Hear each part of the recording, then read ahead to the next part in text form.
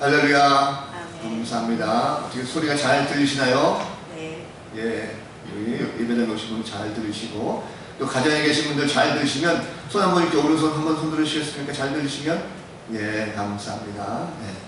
그리고 오늘도 환경적으로, 여건적으로 어려워서 가정에서도 함께 들으지만 오늘 말씀 가운데 응답 주시고 있습니다. 어떤 나이 많은 늙은 인디언 추장이 자기 손자에게 좋은 이야기 해주면서 우리 자신에는 내면 속에 여러 가지 싸움이 있다, 큰 싸움이 있다 라는 것을 가르쳐주고 있었답니다. 그래서 이 할아버지 추장이 이 손자에게 말할 때, 우리 마음속에는 큰 늑대 두 마리가 항상 싸우고 있단다. 한 마리는 악한 늑대인데 그 악한 늑대는 그동안에 가진 것은 화, 질투, 슬픔, 후회, 탐욕, 거만, 자기동정, 죄의식, 회한, 열등감, 거짓, 자만심, 우월감, 위기심, 이런 안 좋은 것들이 가득 차 있지. 근데 다른 한 마리는 좋은 늑대란다. 그 늑대가 가진 것은 기쁨과 평안, 사랑, 소망, 인내심, 평온함, 겸손, 친절, 동정심, 아량, 진실, 그리고 믿음이란다. 우리 내 마음속에는 항상 이렇게 악한 늑대와 선한 늑대가 싸우고 있지라고 하는 그런 얘기 때문이다.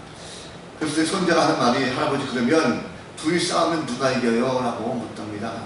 그랬을 때 이 할아버지 주장이 간단하게 한마디 했는데, 바로 내가 먹이를 주는 쪽이 이긴다 라고 대답을 했다고요. 내가 먹이를 주는 쪽, 거기가 힘이 더 세지는 것이고 그것이 이길 수가 있다는 거죠. 두 늑대는 바로 선과 악을 말합니다. 여러분, 지금 우리가 내 마음속에 과연 어느 쪽에다가 먹이를 두고 있는가 하는 것을 한번 생각해 보시기 바랍니다. 사탄은 항상 보면 자기에게 먹이를 주도록 유혹하고 있습니다. 그래서 사탄의 노예로 삼고 결국엔 파멸의 길로 이끕니다. 그러나 우리는 그리스도의 일꾼임을 믿으시기 바랍니다.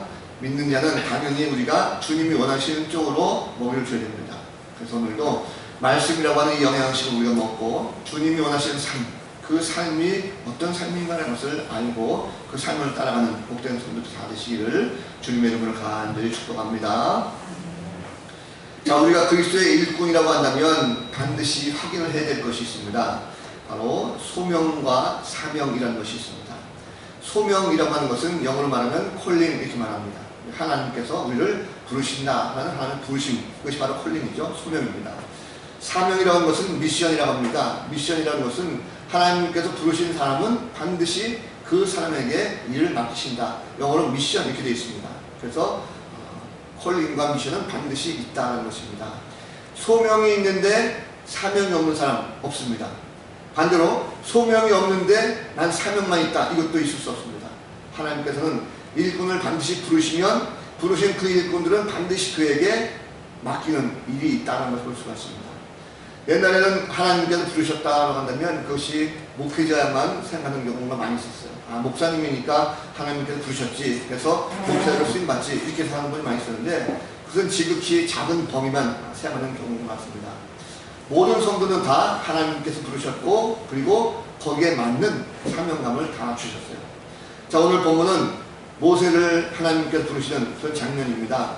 자, 모세가 애굽에서 사죄를 저지르고 미디안 광야로 도망쳐 나온 지 벌써 40년이라고 하는 세월이 지났습니다. 자, 어느 날 모세가 장인 이드로의 양머리를 치고 있다가 광야 서편 땅 호렙에 이르렀습니다. 그런데 그때에 하나님께서 이 호렙산 떨기나무 불꽃 가운데 나타나셔서 모세를 부르십니다. 그리고 하나님께서 모세에게 이스라엘 민족의 출애굽 지도자로 삼으실 것을 밝히는 그런 내용입니다. 저 내용을 가만히 보면 모세를 보면 지금 하나님께서 부르셔서 쓰실 만한 형편이 되지 못한다는 거죠. 왜 그렇습니까? 자, 세월이 흘러 어느덧 모세의 나이가 80입니다. 사명을 감당하기에는 이미 나이가 많이 들었죠. 이제는 어떻게 보면 인생을 좀 정리할 단계가 아닌가 생각이 듭니다. 남을 이끈다든지 뭔가 인도할 만한 능력과 힘이 없습니다. 체력이 딸리는 거죠. 편안하게 양을 치면서 가족들과 함께 평범한 여생을 보내면서 행복하게 지내고 있는 그런 사람입니다. 물론 아직도 애굽에서 고통당하고 있는 이스라엘 민족들 생각하면 가슴이 아프죠. 민족의 지도자로서 자신이 얼마나 크게 쓰임받을 생각했었습니까? 그런데 그가 광야에 나온 지 40년 세월 지났습니다. 그는 늘 살면서 40년 전의 사건이 머릿속에서 같이 나가요. 애굽 왕자 시절에 자기 백성들을 구원하고자 했지만 실패했던 그 트라우마가 늘 모세 마음속에 있었습니다. 그도 동족의 배신을 말미암아 광야로 도망쳤습니다. 그래서 그 후에 사람을 보면 자기 동족이라 할지라도 믿지 못하고 의심하게 되는 그런 모습이 많이 있었죠. 이제는 모세 자신이 민족을 구하는 것에 대해서 꿈이라든지 희망이라든지 그런 것을 내려놓은 지 오래됐습니다. 그저 할 수 있다면 하나님 앞에 모든 것을 맡기는 거죠. 맡기고 민족을 위한 그 구원의 기도를 해뿐입니다. 자신은 이제 늦었지만 누군가가 하나님의 부르심으로 말미암아 쓰임받아서 바로 이스라엘 민족을 구원해 주실 것이라고 하는 이런 막연한 기대만 가지고 있을 뿐입니다.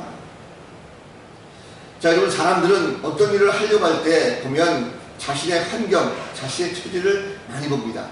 내가 나이가 많으면 새로운 어떤 일을 잘 벌이지 못하죠. 비전과 꿈이 없습니다. 그저 현실에 안주하면서 평안하면 그만이다 하고 생각하고 있습니다. 건강이 좋지 않은 사람들은 건강 때문에 일을 못한다고 합니다. 어떤 사람들은 나는 물질이 없어, 돈이 부족해서 나는 하고 싶은 것을 못해 라고 합니다. 그러다 보니까 외형적인 조건들 때문에 일찌감치 나의 모든 꿈과 비전을 다 포기해버리죠. 누군가 꼭 그 사람이 필요해서 그 사람을 불러내도 불구하고 정작 나는 아니야 하고서는 자신을 고개 돌리는 이런 경우가 많이 있습니다. 자, 모세가 광야 생활 40년 동안 하나님을 향한 믿음은 있었습니다. 처음 광야 생활 시작했을 때에 그래, 내가 비록 도망왔지만 하나님께서 곧 다시 나를 부르실 거야. 이스라엘 민족을 구하는데 나를 사용할 것이야 라고 하는 그 희망도 품고 있었을 것입니다. 그러나 시간이 지나면서 모세의 귀에 하나님께서 부르시는 소리가 없었어요. 한 해가 지나고 두 해가 지나고 10년, 20년, 30년 시간이 지나면 지날수록 점점 나이가 들어가고 자신이 없어졌습니다. 어느덧 80이 되고 보니까 현실적으로 볼 때 자신의 처지로는 도저히 이것은 이룰 수 없다라고 하는 그런 생각 때문에 실망이 찾아옵니다. 우리도 마찬가지죠. 처음에 예수 믿었을 때에 은혜가 충만하게 되면 주님 나를 말씀하시고 나를 부르시면 내가 무엇이든지 다 할 수 있다라고 하는 자신감이 있습니다. 그런데 시간이 지나고 점점 나이가 들어가다 보면 눈앞에 보이는 여건 따지게 되죠. 좋지 않으면 점점 자신이 없어지고 나중에는 그 하나님의 부르심에 길을 닫게 되는 이런 모습들이 많이 있습니다. 원래 인간은 그런 존재가 아니었습니다. 인간은 하나님의 음성을 듣는 존재였어요. 그래서 하나님께서 부르시는 소리를 듣고 함께 하나님과 교통했던 그런 사람들이 바로 인간입니다. 아담이 에덴 동산에서 하나님의 부르심을 들었을 때 참으로 기뻤어요. 즐거웠습니다. 함께 하나님과 동산을 거니면서 하나님께 영광을 돌렸던 것이 바로 아담이었습니다. 그러나 인간이 하나님을 배반하고 죄를 지었을 때부터 하나님을 피하게 되고 숨게 되고 그분의 음성을 듣는 것에 꺼리낌이 되는 것이고 부담이 되는 소리가 되어버렸습니다. 그래서 여러분, 하나님의 부르심, 소명이라는 것을 확실하게 깨닫지 못하게 된다면 오히려 자신에게 주는 사명이 괴롭게만 느껴집니다. 뿐만 아니라 하나님의 부르심은 거부하게 되고 인간의 목소리만 점점 귀를 기울게 되는 이런 모습으로 전락하고 만다는 것입니다. 자, 모세는 나이가 들었습니다. 심도 연약해졌어요. 옛날처럼 큰 꿈과 비전도 없습니다. 만약 이스라엘을, 이 민족을 하나님께서 구하신다고 한다면, 출애굽을 시킬 수 있는 그런 역사를 이루신다고 한다면 그러한 능력과 자격을 갖춘 어떤 젊은 큰 장수를 부르셔야 맞습니다. 자, 그럼에도 불구하고 하나님께서 오늘 보니까 모세를 부르셨어요. 참 중요한 거죠. 이 하나님께서 모세를 부르신 장면에서 우리가 가장 먼저 주목해야 될 사실은 바로 하나님께서 먼저 모세에게 나타나셨다는 것입니다. 자, 하나님이 이 모세를 찾아오신 것, 모세가 하나님을 찾아서 호렙산에 올라온 것이 아닙니다. 양을 치다가 갑작스럽게 떨기나무에 불이 붙었는데 쉽게 타버려야 될 그 나무가 타지 않았어요. 이상하다 해서 호렙산에 올라왔습니다. 그 모세에게 먼저 하나님께서 찾아오셔서 자신을 드러내셨어요. 사실 모세는 어렸을 때부터 어머니 요게벳을 통해서 하나님에 관한 이야기를 들었습니다. 그렇기 때문에 하나님께 대한 믿음과 지식은 있었어요. 그런데 애굽에서 도망 나와가지고 광야에 사는 동안 그 믿음이 점점 심해져만 갔죠. 이제 모세는 광야 40년 생활을 지나면서 그저 평범한 목자로 살아갈 뿐입니다. 자, 그런데 하나님께서 그러한 모세에게 친히 찾아가셔서 자신을 나타내시고 또한 그를 불러주셨다는 것입니다. 자, 이것처럼 하나님께서는 항상 먼저 인간을 찾아와서 당신을 나타내 주시고 그 사람을 불러주셔서 반드시 하나님과 새로운 관계를 정립하게 해주신다는 것을 믿으시기 바랍니다. 자, 그러면 언제 하나님께서 찾아오셔서 불러주시는가 하는 것입니다. 자, 모세의 지금 모습을 가만히 보면 모세는요, 하나님께서 그 부를 때에 광야에서 뭘 하고 있었습니까? 광야에서 그는 바로 장인 이드로의 양을 치고 있었습니다. 다시 말하면 모세는 자기에게 주어진 일을 열심히 수행하던 중에 하나님의 부르심을 받았다는 것입니다. 그렇습니다. 하나님은요, 자기에게 주어진 일에 대해서 최선을 다하고 있는 사람, 그 사람을 바로 하나님의 일꾼으로 부른다는 것입니다. 하나님께서는요, 게으르고 나타나는 사람을 절대로 부르지 않습니다. 하나님께서는요, 그 일이 아무리 힘들고 어렵다 할지라도, 아무리 보잘것없고 작은 일을 할지라도 이스라엘 그 자리에서 묵묵히 최선을 다해서 성실히 그 일을 감당하고 있을 때 그런 사람을 하나님께서 부르시고 그 사람을 필요로 하신다는 것입니다. 여러분 한번 생각해 보십시오. 자기에게 주어진 일조차도 성실히 감당하지 못하는 자가 어찌 하나님을 감당할 수가 있습니까? 그러므로 하나님의 일을 하기 원하는 사람은 먼저 자기에게 주어진 일을 충실하게 감당할 수 있는 그 모습이 반드시 필요하다는 것입니다. 저는 생선에 대해서 잘 알지 못하지만 제주도 서귀포에 가면 자리돔 축제로 굉장히 유명한 포구가 하나 있다고 해요. 어떤 목사님이 성도들과 함께 그 축제가 열리는 포구를 방문했답니다. 그래서 어항 속에서 헤엄치고 있는 자리돔이라고 하는 그 생선을 한번 봤대요. 몸 크기가 약 10cm 정도밖에 안 되는 자그마한 생선이랍니다. 혹시 모르는 분을 위해서 한번 사진 보여드릴게요.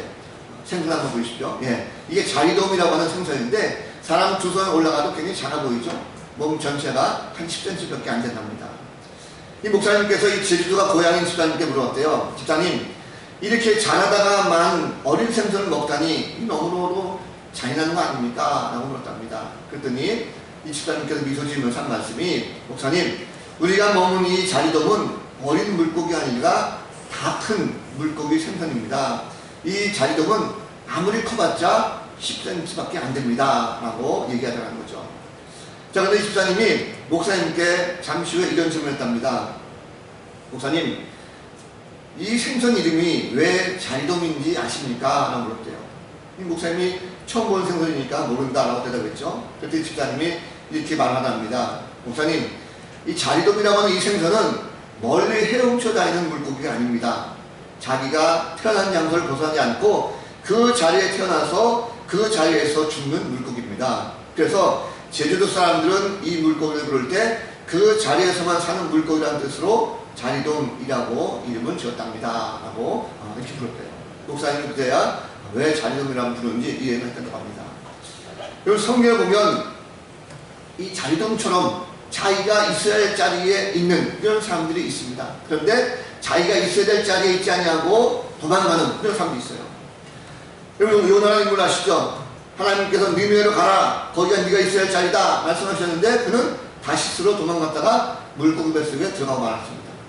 베드로는 자기가 있어야 할 자리가 예루살렘임에도 불구하고 갈릴리 고향으로 도망쳤습니다.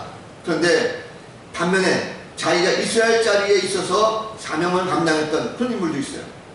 120년 동안 산에서 방주를 건축했던 바로 노아가 그렇습니다.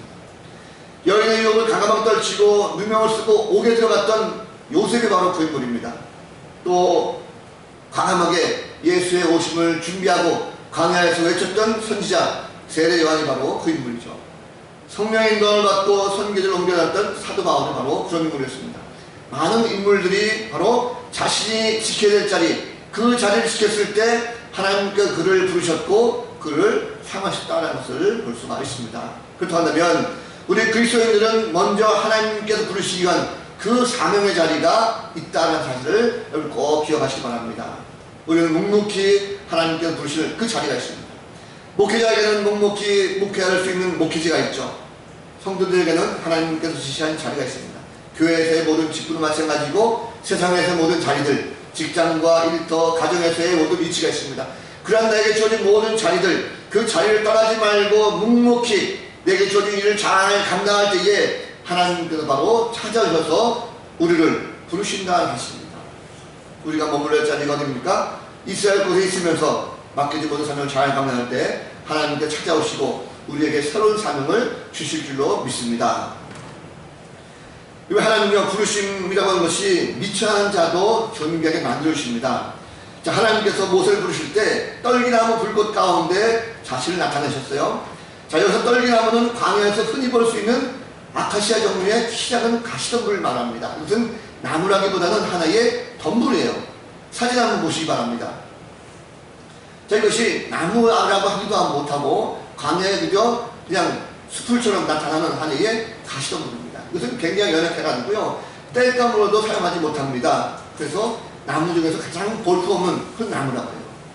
심지어 이 나무는 얼마나 연약하면 이 사막에 떼불이 너무 세면 스스로 말라가지고 타버리는 이런 것이 바로 떨기나무가 나옵니다.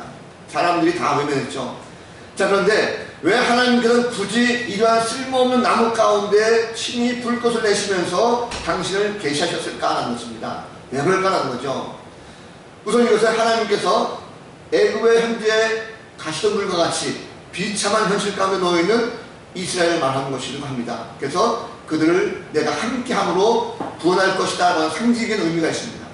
또 하나는 이 떨기나무가 바로 모세 자신을 나타내는 것이기도 합니다. 왜냐하면 하나님께 소명을 받을 당시 모세는 이제 애굽의 왕조도 아니었습니다. 그리고 살아갈 환경도 전혀 좋지 않았어요. 그저 그는 광야에서 양야치고 있는 비천하고 늙은 목자에 불과합니다. 한마디로 모세는 떨기나무와 같은 존재에 불과했다는 것입니다. 이 하나님 모세에게 광야의 떨기나무 같은 것을 보게 하시고 말미암아 너의 모습이 지금 얼마나 비참하고 쓸모없는 인생인가라는 것을 알게 하실 것입니다. 그런데 하나님께서 그 가치없는 떨기나무 가운데 나타나시고 말미암아 함께함으로 말미암아 지극히 비천한 존재라 할지라도 하나님께서 부르시고 함께 하시면 그것이야말로 귀하게 쓸모있고 존귀한 존재가 될 수 있다는 것을 모세에게 가르치는 것입니다. 그래서 하나님 부르심에 응할 수 있도록 만들어주신 거죠. 우리도 마찬가지입니다. 우리도 세상적으로 보면 지극히 볼품없는 비천한 존재입니다. 저나 여러분 보시기에 얼마나 비참한 존재입니까? 그런데 하나님이 함께 하시기 때문에 저와 여러분은 존귀한 자임을 믿으시기 바랍니다. 우리는 비천하고 볼품없지만 우리와 함께 하시는 하나님은 존귀하고 통찰력이 특출하신 분이십니다. 실로 우리와 함께 하시는 하나님, 그 하나님께서 우리에게 지혜와 능력을 주셔서 어떤 일도 우리가 능히 감당할 수 있도록 만들어 주신다는 것입니다. 그렇기 때문에 우리가 학벌이라든지 가문이라든지 배경이 좋지 않다 할지라도, 심지어 세상이 나를 알아준다 한다 할지라도 결코 비관하거나 낙심하지 마시기 바랍니다.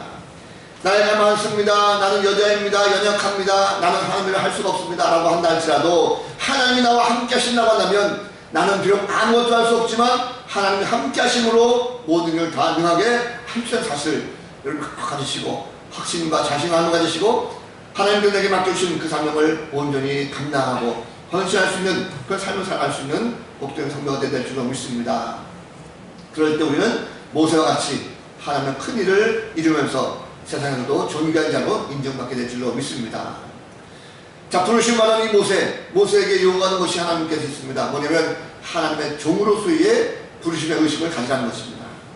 자, 떨기나무 가운데 모세를 부르신 하나님께서 이 하나님께 다가온 모세에게 가까이 오지 말라 말씀하면서 내 발에서 신을 벗으라 말씀하셨어요.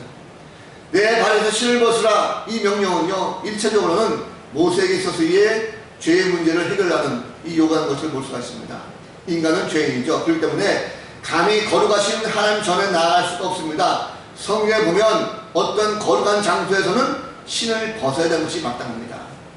또 신을 벗으라 말씀하신 또 한 가지 이유는 이 부르심을 받은 이 모세 자신이 하나님 앞에 나아갈 때에 어떤 존재의 모습으로 나아가야 될 것인가 명확하게 알려주기 위한 방법이었습니다. 자, 고대 근동에 보면 사회생활 할 때에 신발은 어떤 사람이 신냐면 자유인들이 신을 수가 있습니다. 노예들은 신발을 신을 수가 없었어요. 맨발로 다녀야 됐습니다. 그렇기 때문에 하나님께서 모세에게 오늘 내 발에서 신을 벗으라 명령하신 것은 그가 절대 순종해야 될 하나님의 종이다라는 것을 알려주고 있는 것입니다. 그런데 모세에만 하나님의 이러한 명령은요, 모세에만 해당되는 것이 아니라 오늘날 하나님께서 부르신 하나님의 일꾼인 우리 모든 성도들에게도 동일하게 해당된다는 것을 볼 수가 있습니다. 따라서 하나님의 부름을 받은 모든 자들은 철저하게 하나님의 종으로서의 의식을 가지고 철저하게 하나님 뜻에 순종하고 그 말씀 가운데 나가야 된다는 것입니다. 자, 그런데 오늘날 하나님의 일꾼으로 자처하는 많은 사람들이 있습니다. 너무나도 많은 사람들이 나는 하나님의 부름 받았습니다. 하나님의 일꾼입니다. 하나님의 종입니다. 라고 스스로 많이 이야기합니다. 근데 실제적으로는 하나님 뜻에 순종하기보다는 자기 뜻대로 행동하죠. 내 마음대로 내 생각대로 하고 있습니다. 또 하나님의 종으로서 하나님의 백성인 성도들 섬기기보다는 그 위에 군림하려고 하고 그를 억지 부리려고 하고 어떻게 해서든지 자신의 행동으로 이를 써먹으려고 하는 이 모습이 많이 있습니다. 결코 이것은 종의 자세가 아니라는 것입니다. 그것은 내 자신이 주인 된다는 것을 알고 하나님을 무시하고 하나님을 거절하는 교만한 행동이죠. 종이라는 것은 주인의 뜻에 거슬려서 자기의 뜻과 생각대로 할 수가 없습니다. 주인이신 하나님, 오직 하나님 뜻 마음 가운데 맞춰서 내 뜻과 내 생각을 다 접어버리고 하나님을 맡기고 맞춰서 나가는 것, 이게 바로 종의 신분에 합당한 생각하는 것입니다. 만약에 우리가 내 생각대로 내 뜻대로 한다면 하나님 앞에 우리가 종의 신분을 망각한 것이기 때문에 준엄한 하나님 심판을 결코 피할 수가 없습니다. 그렇기 때문에 다시 한번 깨달으시기 바랍니다. 우리 모두는 다 하나님의 자녀요 하나님의 일꾼들입니다. 예수 그리스도를 믿고 구원받은 존재입니다. 스스로 생각하기를 내가 하나님의 일꾼이다 라고 하나님 부르심을 받은 성도라고 한다면 하나님의 종된 신분을 반드시 기억하시기 바랍니다. 그래서 여러분의 뜻과 생각을 버리시고 하나님 뜻에 절대로 순종하시고 사랑과 섬김의 직분을 오늘 잘 감당할 수 있는 성도가 되야 될 줄로 믿습니다. 이 하나님 택한 일꾼들 어떠한 상황 속에 있다 할지라도 그 사람이 환경적인 것, 여건적인 것 보지 않습니다. 필요하면 그 사람을 부르신 분이십니다.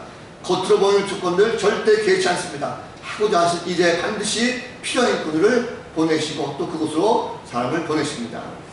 하나님 능력이 하나님이십니다. 가난하고 볼품없다 할지라도 능력을 채워주시고 사명을 감당하십니다. 혹시라도 우리가 망설이게 되면 하나님은 직접 찾아주셔서 우리를 부르시다는 것입니다. 여러분 예수님께서도 사명을 감당하실 때에 그의 제자들을 어떻게 하셨습니까? 친히 제자들을 먼저 찾아가셔서 불러주셨어요. 삶 속에서 절망하고 낙심하고 있는 제자들을 부르셔서 귀한 사명을 감당케 하셨습니다. 예수님은 가난한 자, 병든 자, 고아와 과부와 같은 약한 자들을 찾아가셔서 그들과 함께 하셨고 그들을 부르셔서 사명대로 세우셨어요. 주님은 하나님과 동등하신 분이시지만 스스로 종의 형체를 가지시고 이 땅에 낮아지셨습니다. 예수님은 조명을 통해서 인간으로 이 땅에 오셨고 인류 구원의 사명을 감당하신 분이십니다. 그 주님이 지금도 우리를 부르고 계신다는 것입니다. 복음에 대한 사명을 잘 감당하시기 바랍니다. 우리가 맡긴 사명을 어떻게 잘 감당할 수 있을까요? 강원희 선교사라는 분이 계십니다. 이분은 네팔에서 의료 선교하신 분이에요. 이분의 별명이 히말라야의 슈바이처라는 별명이 있습니다. 자, 의대를 졸업했어요. 의대 졸업하고 본인의 개인 병원을 개업해서 아주 승승장구했다고 해요.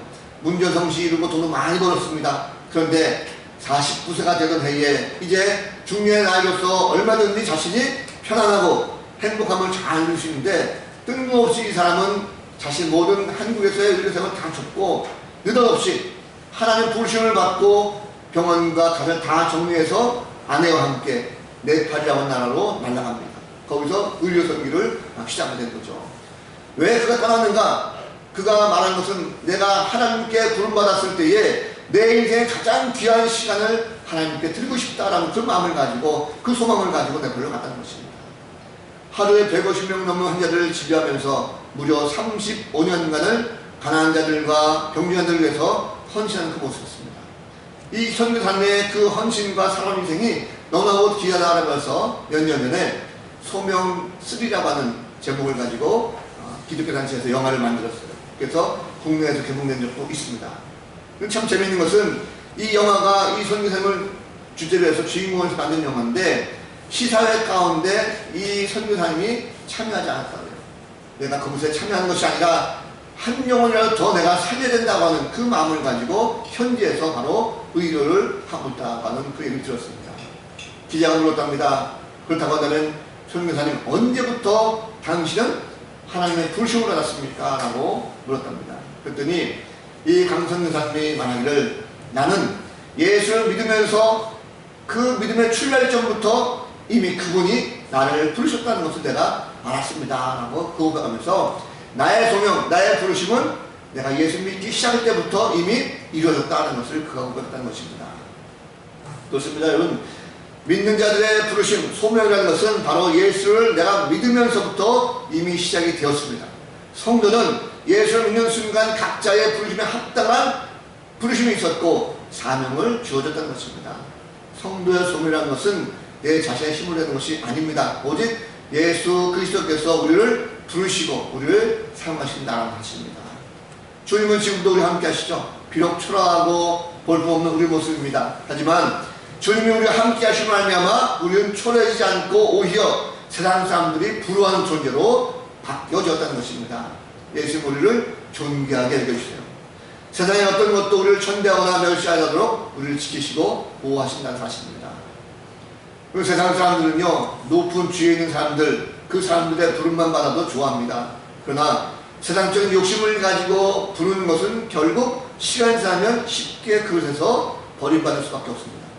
소명이라고 하는 것은 예수님께서 부르시는 것입니다. 주님의 나라와 복음의 확장을 위해서 우리를 쓰시고자 우리를 부르시는 것이 바로 소명입니다. 주님의 소명을 확실하게 깨닫는 자는 어떤 부르심을 할지라도 그 자리에 기쁨으로 나오게 됐습니다.